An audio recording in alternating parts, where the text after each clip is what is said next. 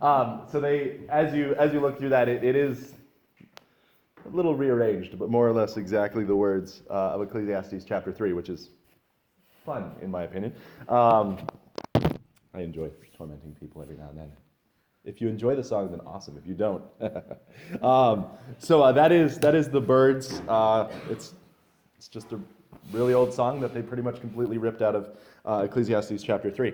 And as you go through it, Solomon, if you want to catch up with where we are in the notes, we are on page 17.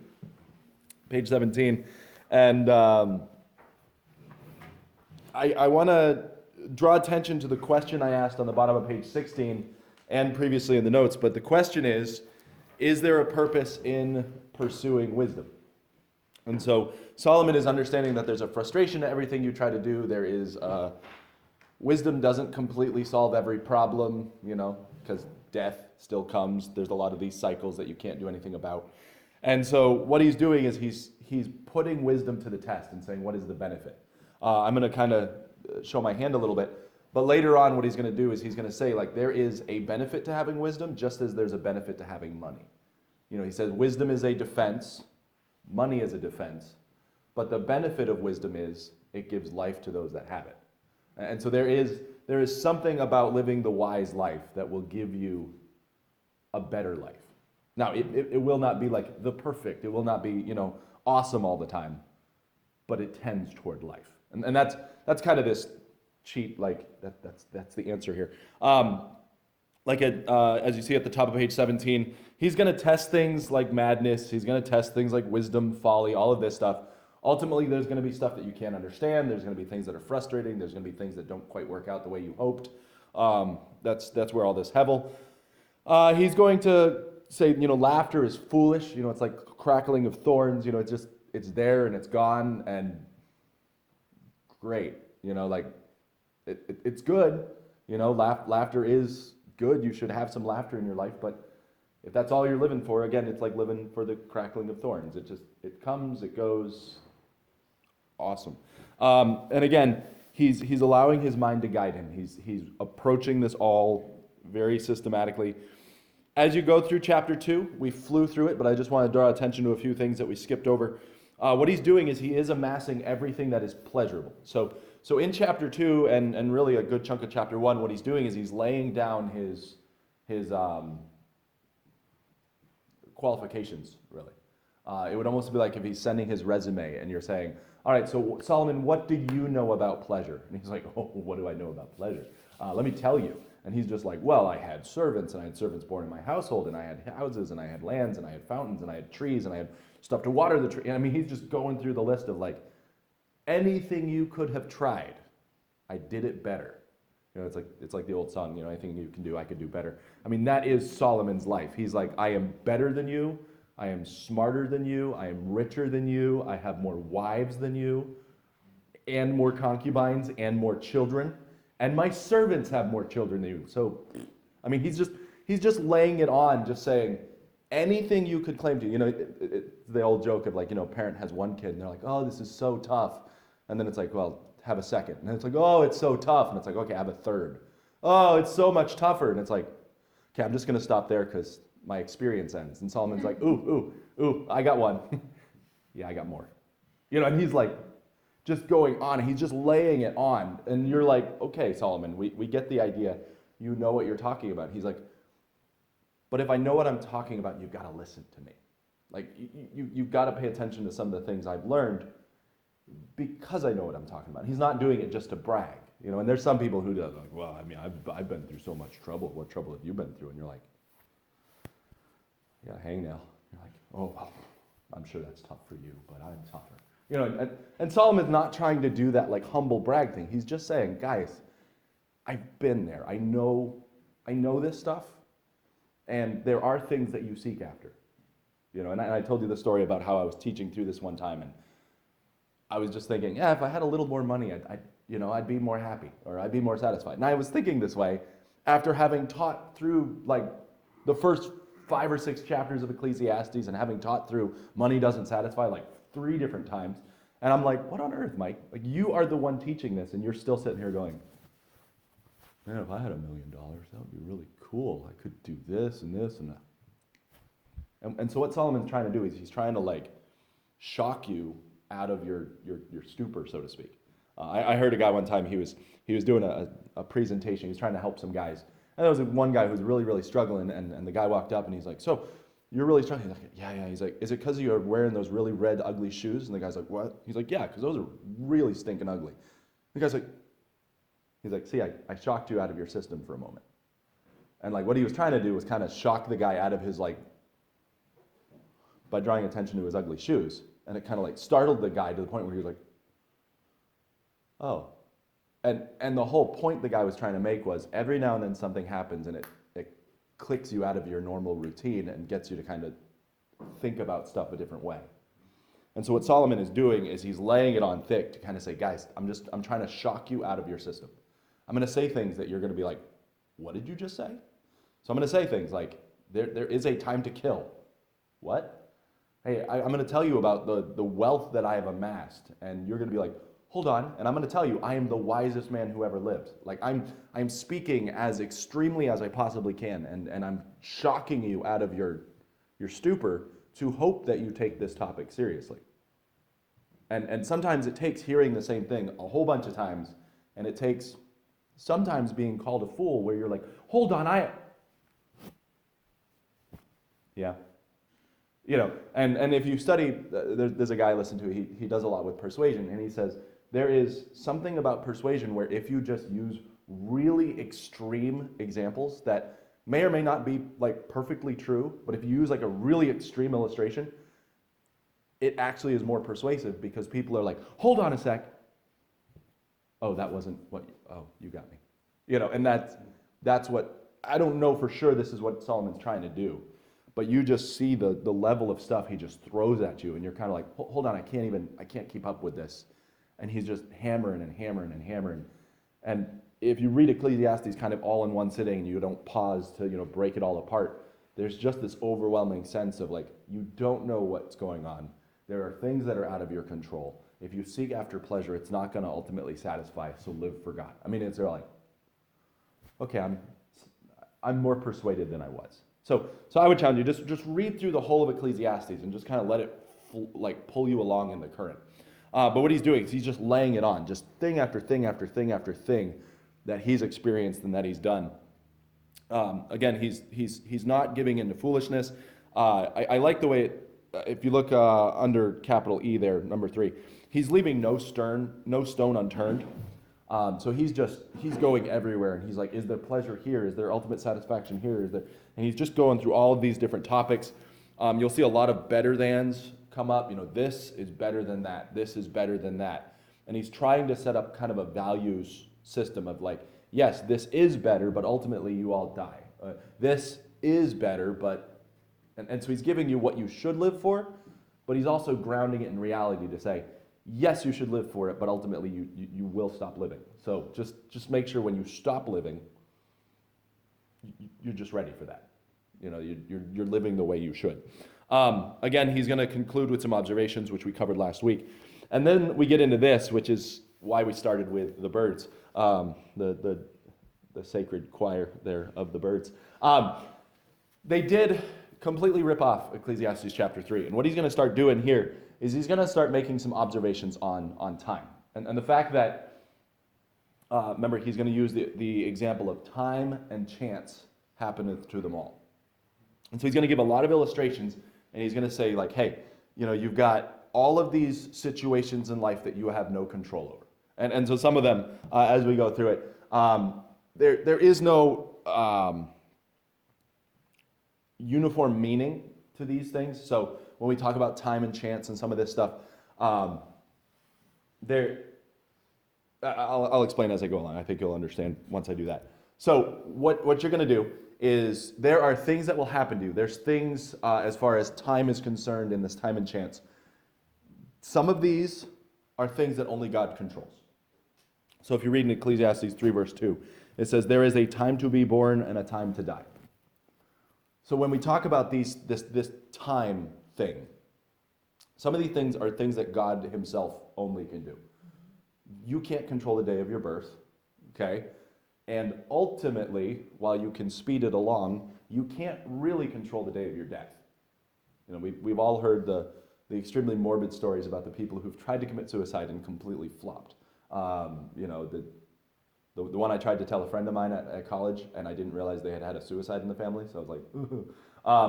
But there was a guy who, you know, and I don't know if it's close, you know, one of these urban legends, but the legend of the story is the guy wanted to commit suicide and he wanted to make sure he got it right.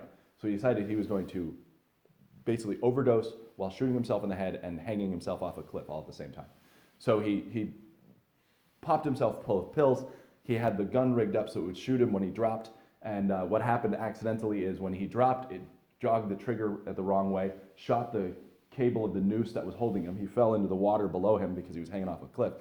Drank so much water that he threw up all the pills. Obviously, completely failed to commit suicide about 4 different times. Washed ashore and said, "I'm never going to try that again." You know, and that obviously that probably isn't a true story. And the person I was trying to tell the story to, for the right reason, didn't appreciate me telling the story. But something like that, you will hear stories a lot of people who have tried to take their own lives, and it didn't work for various reasons. Ultimately, you can try to speed along your death, but you have no control over ultimately the day of your death. There are people who live extremely healthy lives. They have a stroke and they die. You know, it's just the wrong blood vessel gets clogged and they're out. You don't know. There are other people. I knew of one who she was on death's doorstep for the last few years. Like, they thought she was going to die years ago, and it wasn't until COVID got into the nursing home where she was that she finally died. So there's things like that where you hear some of these stories of people and you're like, it's so tragic that they died, and it is. But the fact is, we thought they were going to die 2 or 3 years ago, and they didn't. And somehow they've just been holding on and completely unhealthy. And the fact is, there are things here that God says, it's not your time. Like, you don't have the ultimate control in this matter.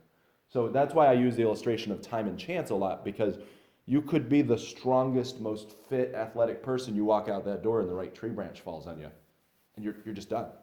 There's nothing you can do about it. You know, and that's where Solomon is never going to question the fact that God is sovereign. But what he's doing is he's saying, I don't understand what you're doing. Like, I don't understand why you did it this way, or I don't understand why this city was delivered by this wise man over here and nobody remembers the wise man. That doesn't seem right to me. And so there may be a level of questioning justice, but you don't see Solomon questioning God's sovereignty. And that's where, as you look through this list, there are going to be a lot of things that God says, I'm in charge of that. Like, that's ultimately what's going to happen. You keep going.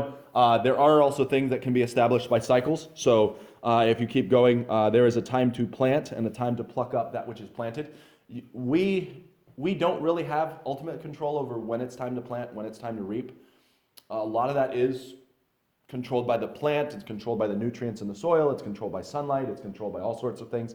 Now, we can tweak that, and we can try to say, okay, if I plant it by this date, I know I can harvest it by that date. But more of that is just recognizing the natural cycle of things and trying to make the cycle work for us. And so there's a whole lot of things in life that are just natural cycles. They just happen. And we go, I'm going to try to adapt myself to this cycle the best I can. And I know God controls the cycle, and he doesn't tweak it a whole lot. So that's why we can predict these things. But I ultimately don't have control. It goes on, a time to be born, a time to die, a time to plant, a time to pluck up that which is planted, a time to kill and a time to heal, a time to break down and a time to build up. And so when I say that this word time has no uniform definition, this is why, because verse 2 is all about things that we don't have control over. But as you get into verse 3, it really does seem like some of these we could have some control over. There's a wisdom involved in determining, is this time to kill or is this time to heal? You know, like, do I go to war with this country, or do I work to restore relationships with this country? What's the right choice here? And ultimately, in God's sovereignty, he controls it, but we as humans have some wisdom. So to use, like, with camp stuff, you know, there's times where you look at something and you say, do I rebuild that or do I tear it down? I mean, there's a level of, well, it's rotting. Well, why is it rotting? Well, it could be because it wasn't taken care of. Or it could be because 10 years ago it was somewhat useful, but it's not anymore. And so we've let it just do its thing and hoped it would fall down on its own, and it didn't. So do we heal it or do we tear it down? And there's a level of figuring out what is the wisest choice in this matter. And there's things that, again, outside of our control. You can't control the rotting process for the most part. You can stop it, but slow it down, but you can't ultimately stop it. And so there's things as you watch, you're like, what's the cycle here? How do I prepare for it? Just on a practical sense, with things like the ropes course, where we know like every 5 years we've got to replace this. Well, why? Because we're told to. It has nothing to do with the condition of the equipment. The equipment can be perfectly fine, but if it hits that 5-year mark, it's done. So we adapt wisely to the cycle to say we need to budget that every 5 years. But then if somebody comes and steals everything, that's nothing we could have predicted. So it might move our timetable up a little bit. And so there's these cycles, there's these seasons that we're like, I don't know quite how to cope with this. I don't know quite what to do, but I'm going to adapt as best I can. So that's as we talk about time. Can refer to things that are suitable because of God's design. So again, time to kill, a time to heal, a time to break down, a time to build up, a time to weep, a time to laugh, a time to mourn, a time to dance. So there are things here where God has done things and you use your wisdom to say, now is a time actually to laugh. But then there's other times where you're like, now is not an appropriate time to laugh. Okay, and we've probably all been to funerals, and there have been funerals where I'm sure I've laughed. One, because I'm just that type of person. No, I'm just kidding. But no, there are times where you are hanging out, you are reminiscing fondly about the person who died, and you can actually crack jokes because that was the type of person they were. And it's entirely appropriate to laugh at a funeral in the right situation. But also it's entirely appropriate to weep because they're dead. And it's something that you have to take seriously. So there is a wisdom there. We use the definition around camp of maturity. It is doing the right thing at the right time with the right heart attitude. And so if you have that idea of maturity, there is that level of the mature thing to do right now could be to weep. The mature thing to do right now could be to laugh. And it takes wisdom to know the difference. Now, there are things that God has done, and we recognize it, and that helps us with our responses. I remember when I was at Ironwood, and I've mulled over it a bit, because I'm not as deeply influenced as by loss as some other people. There are things that happen that I don't feel like unbelievably bad. I'm just like, it happened. It's just my personality. I admit it's slightly sociopathic, and I'm not proud of it. But I remember there was a time where we were hanging out in the staff lounge at Ironwood, and there was a car accident on the road that involved injuring a whole lot of people. Now, I was not mature at that time, so my reaction to that was not right. I was selfish enough that I was more worried about the fact that I was going to get more campers and that I was going to, they were interrupting my game than I was about the people who got hurt. That was an immature response. That was selfish, that was self-centered. So that's an illustration of an accident that I should have been concerned about, but I wasn't because I just didn't care. On the flip side, soon after that, someone came in talking about someone else's cousin who got in an accident because their tire blew. And there were some people in there who were so emotional, so caught up in it, and I was like, I don't even know the person whose cousin it is. If I got extremely upset over every single accident that ever happened, like I would never stop crying. And so in the one situation, there were people who I was close to, that I was ministering with, that I should have had a concern for. So my response there, in my opinion, was immature, because I wasn't weeping with those who weep. On the other hand, you have someone who's way distantly not even connected to me, that I have no contact with. They get in an accident. It's not immature for me not to feel anything because I don't know them. There's no connection. There's nothing at all that my being sad is going to help that situation. Okay? And so there's two situations that kind of made me think. And one was someone I had no contact or connection with. You don't have to feel sad. You don't know them. You can feel sad if you want to. If you're a very empathetic person, feel sad. That's fine. But don't look at someone askance and be like, oh, you're a monster. I don't know them. You hear about a car accident in Delaware, you don't cry. You don't know those people. But if your brother gets in a car accident, I hope you feel something. For some of you, it might be joy. No, I'm just kidding. But that's the thing, where there is a time to weep and there's a time to laugh. There are these cycles that God's established, and you have to realize where you fall and how to even react. As we continue, sometimes man is the subject, so a wise man will navigate the time with a specific purpose. He'll know how to treat it. So again, there's a time to weep, a time to laugh, a time to mourn, a time to dance, a time to cast away stones, and a time to gather stones together. There's a time to embrace and a time to refrain from embracing. There's a time to get and a time to lose, a time to keep and a time to cast away. And so all of these situations, they are contrasted with one another, but there is a time to, I like that one. There is a time to keep, there's a time to get, and there is a time to lose. I mean, that right there is a lesson of investment.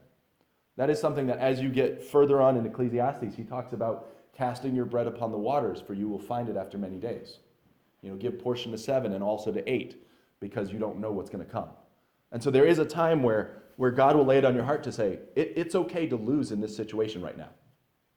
Like just, you're going to lose your resources, or you're going to give them away, or you're going to invest in something. Whatever the case is, even think about those of you who are like doing college or master's stuff right now. You are losing money. The idea, though, is I am taking the money I have now, I'm investing it in something that will help me in the future. So there is a time to lose right now, so in the future I can get. I mean, that really is what giving to God even is, where God says, hey, give to me and I'll reward you later. I mean, there is a level of loss, but it takes a wise man to say, I can't give to everybody. It takes a wise man to say, is this a person I give to? Because there are times where you say, I want to help, but right now helping might not be the best thing. And so there have been people throughout the years that I have wanted to help, like my heart's gone out to them, and I'm like, I want to save you from whatever you're going through. But there was something that gave me pause that said, maybe God's doing something, and it actually wouldn't be helpful for me to step in right now and save them from this problem. And we don't know. And we have to go with God's leading, because then there have been other times where, without hesitation, I've given and been like, you know what? I'm going to save them from this problem. So I don't have a definite answer on how to navigate any of this, because the whole point Solomon is trying to make is there is a time to do both. So don't think like, well, war is never good. It's always peace. Or peace is never good. We must always fight. No, there's a time for both. We must always rebuild. No, actually, there's times where you cut your losses and you walk away. And then there's other times where you stick with it and you rebuild it. And so that's what Solomon's trying to say. And he's saying, if you have the wisdom to look at the situation, you will be able to make those decisions, and you will recognize that there are things that God says, you don't even have any say in this matter. Like, you don't. And so there's like, well, is it time for me to die yet? And God's like, well, it's not your choice. It's outside your area. And that's kind of what Solomon's doing here, is he's drawing attention and saying there are things you can control, have wisdom in those areas, make the right choices. Just recognize there's opposite choices that are equally valid depending on the season. And then there's other things that literally there's nothing you can do about it. It's God has made this crooked, you can't make it straight. God has hidden the amount that's here, you can't count it. So don't try. And if you keep trying and God reveals it to you, then awesome. It is the glory of a king to search out the matter. But understand it's the glory of God to conceal a matter. And so you see how the Proverbs and Ecclesiastes kind of dovetail and add more light on some of these issues. Now, as we keep going, he's trying to help you understand some things. So really, a lot of things come down to timing. Timing is going to be this major element. There is like I said, there's a time to build, there's a time to do all these things, and the wisdom that God gives is going to help you discern what the right time is for all this. And Solomon's going to go on later in the book to talk about some of this timing stuff. A wise man must act in accordance with proper timing. So if you are a wise man and you're not acting right, there are times where it's like, okay, you were wise, but you jumped the gun on this one. So um, this is one I've had to deal with through the years, where when you are confronting someone, there are times where that person really, really needs to be straightened out because they did something really bad. But there are times where you look at that person, you're like, okay, they're really struggling right now with this. So maybe we need to kind of help pick them up off the ground. This is sometimes literally when it comes to Drake. Sometimes it literally is like, he did something wrong, but he hurt himself. Okay, we have to fix the hurt first, then we can deal with the disobedience. But it's like, he's lying on the ground holding his knee. It's not time to come along and be like, spank it. No, there's a time for that. But you got to comfort first, pick him up, get him straightened out, then the discipline could happen. And so there are times where you deal with someone, whether it's a counselor or someone you're working with, where you're like, you really need that fixed. You are doing a really, really bad job. But it's like, but they're already here. And if you correct them one more time, they're broken. So I use the illustration, when Jesus needed to confront Peter about some of the stuff he did. Peter denied Christ several times. Jesus didn't go straight to Peter and be like, boy, we're going to have a talk. No, what did he do? Do you love me? Okay, he had that conversation first, but what did he do even before that? He fed him. He gave him food. They'd been working all night. Jesus could have been like, didn't I tell you to wait? But Jesus is like, no, I'm going to give you food. We're gonna kind of settle things, kind of reset, and then, hey, Peter, let's talk. I mean, and that's kind of this idea of you recognize what the proper timing is. There are conditions where people, they're in a state where they can hear you, they can listen. And then there's other times where it's like, not now. And I've definitely been in those states before where someone had a very justifiable correction they wanted to make to me. But it was like, I was just coming in, or I was just coming back from something I was really like feverishly thinking about, and it's like, well, you didn't, and it's like, hold on, just criticize me in just a moment. I need to get my head straight. And a wise man's going to understand those timings.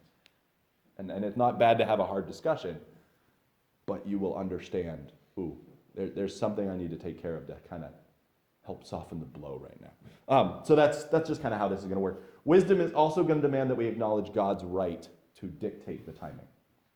So I think we've all kind of lived this last year. Normal is what God makes of it. I mean, that is, God can step in and be like, hey, guess what? I'm going to give you terrible leaders. Because, as the Bible says, I will set up over kingdoms the basest of men. And you're like, well, how come our leaders are so terrible? I will set up over kingdoms the basest of men. What didn't you understand about that? Like, I'm not saying I'm going to set you up with the most princely people. I'm saying there are a lot of times where your leaders will be the basest of men. So how do you think basest of men act? What does basest mean? Basically, dirt on the bottom of your shoe. That's their character. But just think about it. How does someone who is dirt on the bottom of your shoe level character, how do they act? Selfishly, maliciously, spitefully, in their own best interest. I'm not saying every leader is that way, but God says he sets those type of people up. And sometimes it's for punishment. And so when God does that, and we go, and then the Bible says, hey, obey leaders, even the ones who are froward, even these ones that are frustrating.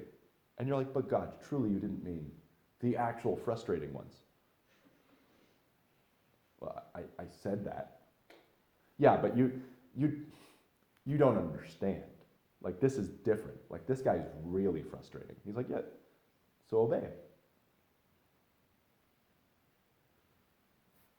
But God, and so let me show you an example of this. I believe it's Ecclesiastes chapter 8. It might be 10. There's a section in Ecclesiastes, and what it does is it talks about woe unto you, O land, when you're... so it's Ecclesiastes chapter 10. Take a look there. I want to show you just an example of leaders and how Solomon had a very realistic view of leaders. And I want to explain this passage. Look at Ecclesiastes chapter 10. And Look at verse 16. It says, "Woe unto thee, O land, when thy king is a child, and thy princes eat in the morning." So we're talking about rulers who are dirt on the bottom of your shoe level character. Back in that day, the time for doing court business was in the morning. So you would hear court cases, you would hear trials, you'd be doing your business of court in the morning. And so this idea is, what he's saying is, there is kind of this woe upon a country whose king seeks pleasure when he should be doing his work. That's the gist of what this passage is trying to say. So he says, "Woe unto your land when your king is a child," which means he doesn't have the maturity to make the right choices. You think about a child and the selfishness that children have. Every now and then they do something that's kind and selfless, and as parents, you get really excited. And you're like, my child is selfless for once.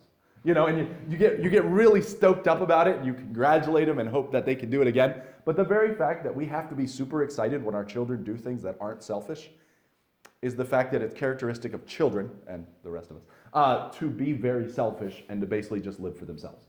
And so what he's saying is, woe to you, O land, when your king acts like a child. I'm not saying literally a child, because in the Bible there were plenty of child kings who actually did the right thing, because they had good counselors, or they were just that rare breed of godly kid. And what he's doing is he says, "Woe unto your land when your king is a child," and then he says, "and when your princes eat in the morning." He's not saying you shouldn't eat breakfast. What he's saying is, they are feasting and partying and just living it up when they should be doing their work. Go on the next verse. It says, "Blessed are you, O land, when your king is the son of nobles." So this is an example of that Hebrew poetry I explained a few weeks back, where I said you have the poetry where it gives you an idea and then immediately gives you the contrasting idea. And so the contrasting idea sometimes is the clearer one, and so you can use that to explain the previous. So if you're wondering, like, well, how did you get that out of this verse? Well, one, you do any reading about ancient times, you'll get the do your court business in the morning thing. But if you look at verse 17 and compare it to verse 16, that's where you get this interpretation. So it says, "Woe to you, O land," and then it says, "Blessed are you." So those are opposites. Woe is bad, blessing is good. It says, when your king is a child, when your king is the son of nobles. So you're looking at, first of all, you've got a child who's someone who's selfish and living for themselves and basically dirt at the bottom of your feet level character. The next verse is saying, "Blessed are you when your king is actually a noble person." He's the son of nobles. And that's more of a character level description rather than descendants. Because obviously the verse 16 would also be descendant from nobles, but they're just not noble character. You get that contrast? All right, and he says, "Blessed are you, O land, when your king is the son of nobles, when thy princes eat in due season, for strength and not for drunkenness." And so the idea in verse 16 is it's saying, "Woe unto you, O land, when your king is a child and they eat in the morning." The gist is they're having these drunken parties. They're either staying up all night so they're not able to do their job in the morning, or they get up and they just go party. They're not doing their work.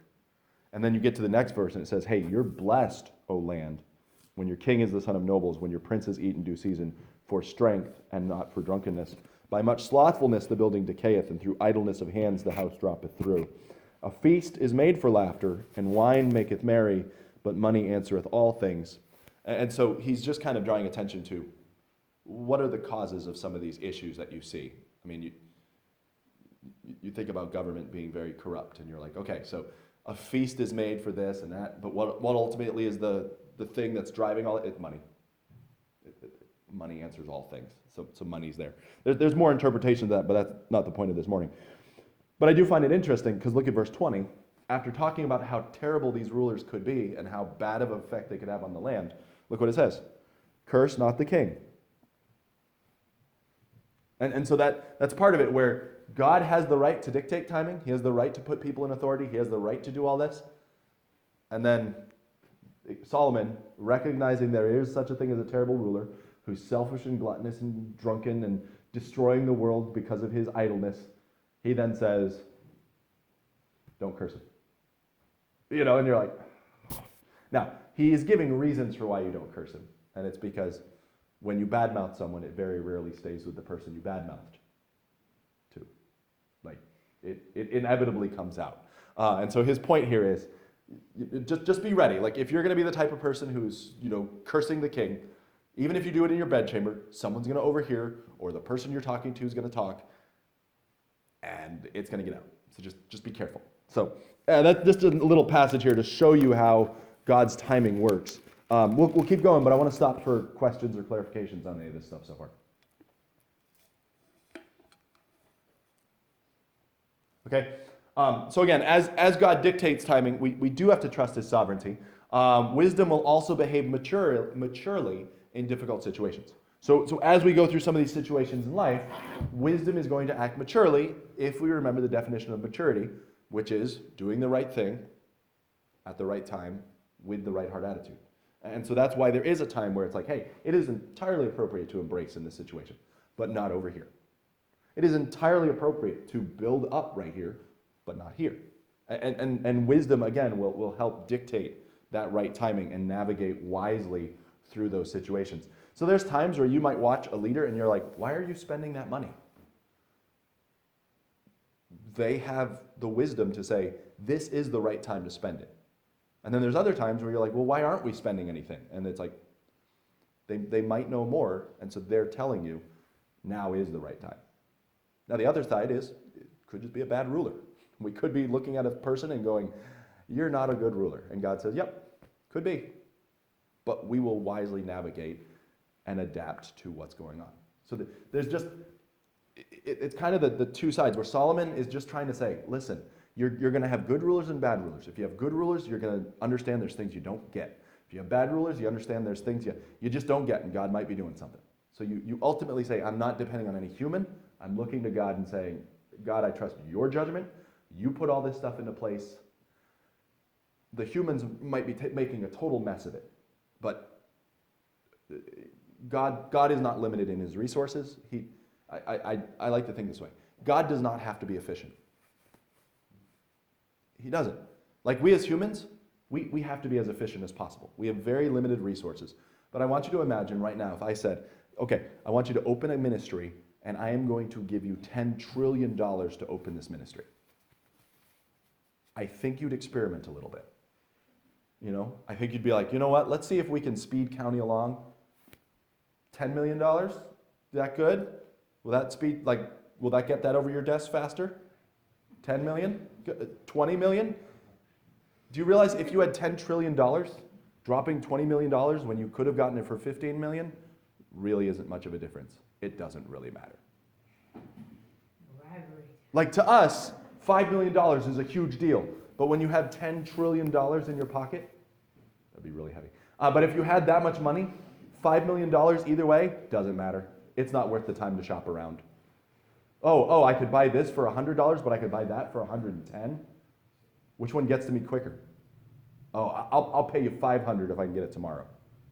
Why? Because you don't have to be efficient. When you have unlimited resources, you can waste your time, so to speak, because it doesn't matter. And so if you look at a lot of the stuff that happens in this world, God sure seems to be wasting a lot of resources. And that's part of what people do. They're like, oh, if God really existed, why would space be so huge? Seems like a big waste of space. God has unlimited resources. What does it matter?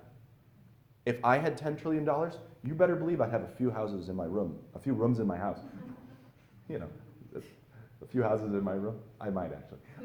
But you better believe I'd have a few rooms in my house I didn't quite know what to do with because I could. There'd be a tower, and I wouldn't know what was in the tower because it would just be there for looks. And so this idea of God can do things, and we're like, God, why are you acting so unwisely? And it's like, I have literally unlimited resources. I can waste my time, or I can waste my resources on this because it's not a waste. I'm not losing anything. And that should be an encouragement, because there are times where we fail to pray for someone, or we fail to be concerned for someone, and it's like, well, they're actually not a waste to God. That God can waste his resources on someone who doesn't come quite as far as we'd hope they would, et cetera, et cetera. And so we understand God is doing things, and we project our efficiency on God, and God's like, listen, I can shut down the entire world and utterly destroy things because I can. And we just adapt and we respond maturely. All right. Again, in case you missed the definition, there's the definition again. All right. Really quick as we continue, Solomon is then going to move from this whole discussion of timing and the fact that if we understand God's sovereignty and we understand that God doesn't have to work efficiently, but we do, we then have to turn and say, okay, so instead of focusing on what is the good, let's focus on what brings profit. Now, we all understand profit. We live in a very capitalistic society. We understand the idea of, you're getting something off the top and you're saying, I made something. All right? We work at camp, so profit is a little less something that we see a whole lot of. Our profit really is spiritual. I mean, we don't see a whole lot of like, cha-ching. Any profit we do make is typically poured right back, and that ministry improvement margin helps balance it out a little bit. But the thing is, we make progress. Whether we see it all or not, we do see this progress. But what Solomon is doing is he's saying, all right, so if wisdom is so good, then what is the profitable thing to live for? And so he's using this Hebrew word, yithron. And so the rest of chapter 3, or at least a big chunk of it, is he's talking about what is the profit? What is it that we live for? So God established the cycles. Some of these cycles are things we can't contend with. So look at verse 10 and 11. He says, I have seen the travail which God hath given to the sons of men to be exercised therewith. He hath made everything beautiful in his time. All right, so God says, there are going to be times where you just have a beautiful season. And then there's times where you don't. Okay? That's how this works. He has made everything beautiful in his time. Also, he has set the world in their hearts so that no man can find out the work that God maketh from the beginning to the end. I know that there is no good in them, but that a man should rejoice and do good in his life. And so what's really powerful about this verse, and there's a lot of times when you're reading through Ecclesiastes, you just kind of blow over this verse. But look at verse 11. He has set the world in their heart. The idea here, as you look at this passage, what God is doing is God is saying, I am going to make everything that I do so vast and broad, and you're only going to see the slightest sliver of it so that it keeps you off balance. So basically, there are things that God says, a lot of this is just too broad for me to understand. It's too, I like the way David puts it in the Psalm 3, it's too marvelous for me. It's too expansive. And God says, I am putting the world in your heart. There's so much there that you can never comprehend it. And then he says, so that no man can find out the work that God makes from beginning to end. And so there's no man by studying, no man is going to be able to say, ha, here's where it starts, and here's what God's been doing, and here's where it ends. God's like, no. I'm going to put just this vast eternity inside, and you'll see a sliver of it. And you'll be able to kind of figure out some things, but there are just going to be parts that you're not going to get. Okay? I'm going to use a stupid illustration that I use for understanding the Trinity. We can't understand the Trinity. It's one of those topics that is just, it blows your mind if you start thinking about it too much. But in order to understand the Trinity, or at least explain it, I like to say, imagine me in a 3D world trying to explain our world to someone drawn on a piece of paper. So someone drawn on a piece of paper, they live in 2 dimensions. And I'm trying to explain a 3rd dimension to them. Okay? So just imagine trying to explain the concept of depth to someone who's 2 dimensions. And so you've seen the illustration probably where, let's say I could find a way to pass a basketball through that page. And so this little stick figure is watching the basketball, and where the basketball touches the page, he suddenly sees a dot. And he's like, okay, so that's a basketball. Well, no, not quite. And so as I start pushing the basketball through the page, that dot gets bigger. And he's like, oh, so it's like a growing ball type thing. Not quite. And so as he continues to push the basketball through the page, that ball keeps getting bigger and bigger and bigger. He's like, no, it's a growing ball thing. That's what it's doing. So when you say basketball, you mean a growing ball thing. And I'm like, just wait. And finally I push it past the halfway mark of the basketball. And I start pushing it deeper into the page, and that circle starts shrinking again. He's like, so it's a dot that grows into a giant circle and then goes back into a smaller circle? What? And then you push the basketball all the way through the page and it vanishes again. And he's like, what did I just see? He's like, oh, let me explain a football. And so you turn the football sideways, and again, it starts out with a dot, and then it's like, and he's like, so it's a weird oval thing. Nope. You push it through and it vanishes. So can you imagine trying to use words to describe 3 dimensions to a stick figure?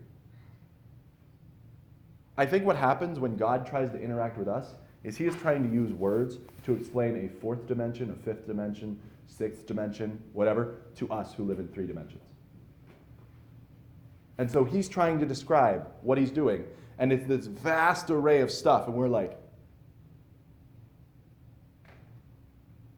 sure, makes perfect sense to me. I don't know what that is. And so there's things where God is doing stuff everywhere, and we're like, how is this consistent with that? How does that work? I don't see how these things are connected. And God's like, if you could see it from my side, it would. But just trust that I know what I'm doing because, I'm God. And so that's how I kind of like to explain the Trinity, because there's things where God's like, I'm explaining it the best I can in the language that you could understand. But you just understand that there are aspects that you just don't get. And so when Solomon is saying, like, I don't get it. And it's just saying, hey, God's establishing a cycle. God's doing work. God's doing things. And the whole point is, you won't understand it. You're not going to get it. You just trust that God knows what he's doing, and you live as best you can in light of that.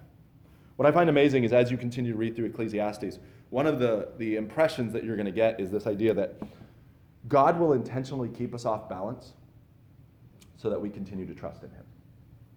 So this idea plays out throughout Ecclesiastes where God sets such a vastness in your heart that you just can't even know what God's doing from beginning to end. So like I might know what God's doing in my life, but even then, I don't know fully what God's doing in my life. I don't know at all what he's doing in your life. So there's things going on in your life that you're like, I don't know what God's doing. Well, you're ignorant of that, but I'm also ignorant of the fact that you're even going through that period. Now extrapolate that out to the whole world. All the things that God's doing all over the place, and the Bible's basically saying, God has set such a vast array of things in man's heart that they just don't know what's going on.